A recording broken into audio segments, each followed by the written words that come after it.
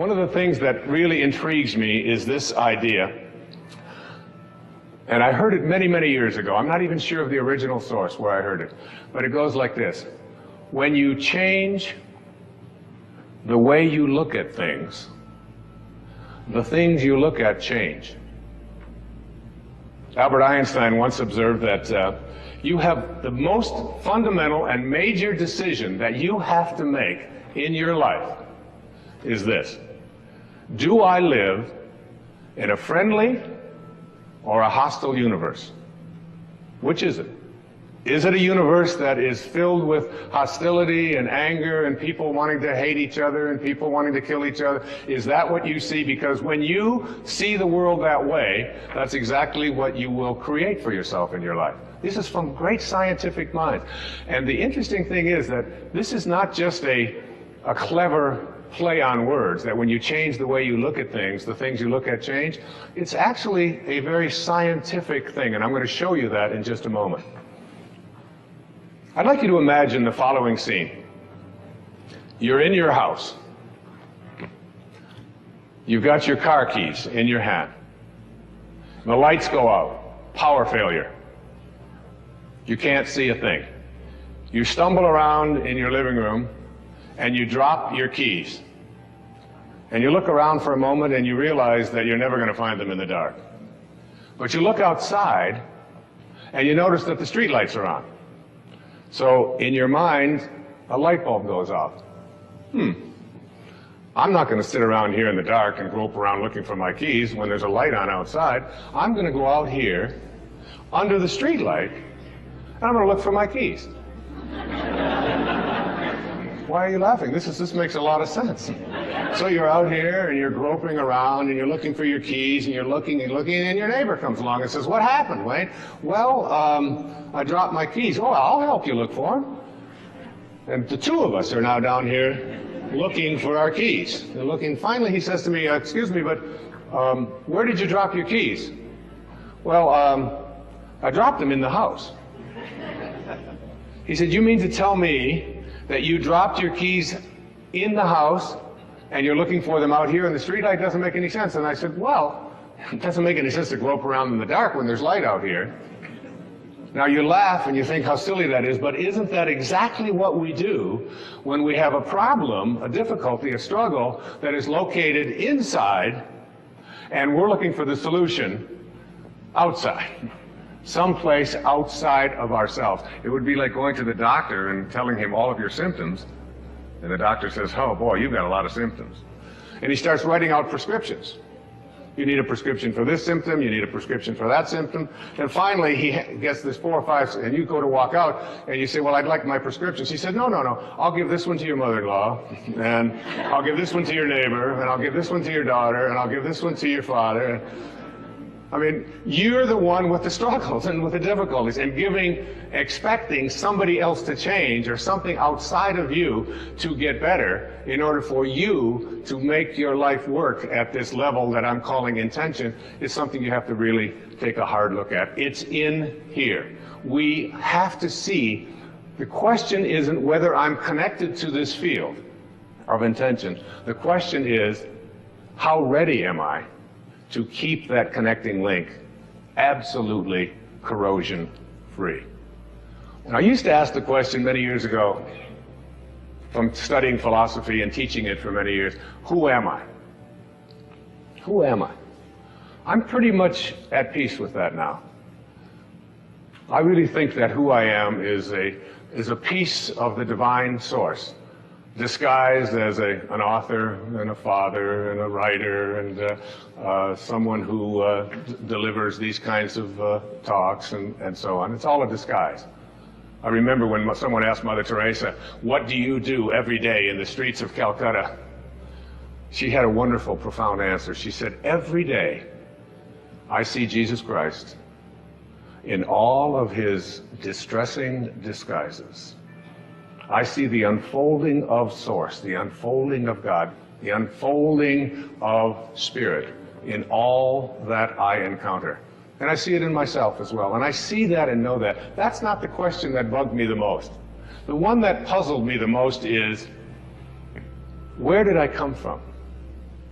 Where did I come from? You ever ask yourself that question? I used to ponder that. I can remember I lived in a series of foster homes for a while when I was a young boy, until I was about 9. And I would lay out in Mount Clemens, Michigan. I would lay out on the grass, and I would look up, and I'd see these endless stars. There was an apple orchard out there. And I could just lie there on my back, and I'd just look up, and I'd say, where did I come from? Where did I come from? And it's not about reincarnation. I always liked Eleanor Roosevelt's response when they asked her if she believed in reincarnation. She said, I don't think it would be any more bizarre for me to show up in another lifetime than it was for me to show up in this one. It always kind of made sense to me. You know? It's hard to figure all of this out. But where did I come from? Where did I come from? So you ask yourself this perplexing question, where did I come from? And most of us, when we think about that question, we come up with an answer. And the answer is, as hard as it is for us to even imagine, our parents did it. It's a tough one. But in one blissful moment, one drop of human protoplasm in some mysterious way collided with another, and life began in this microscopic dot. Now, I can remember years ago, we had 4 children in 7 years. And my teenage daughter, Stephanie, at that time, she had to take on a lot of the helping responsibilities around the house when these babies just kept showing up. And we found out that we were going to have another child. Another mysterious thing happened, and another child was on its way. And my wife and I flipped a coin to decide who would tell Stephanie. And I lost. So I cornered her one day when she was in a really good mood. And I said, honey, you're not going to believe this, but we're going to have another baby. Oh, that's great. And her hands went. Instant pose. This is it. This foot here, this one out here. That's terrific. I said, well, it really is. I said, and you should probably be glad that we didn't have the same attitude that you have when we found out about you. She said, yes, but how do you think it feels? I said, well, why don't you tell me? She said, no, Dad, how do you think it feels to be the only kid in junior high school who has parents who like to do it?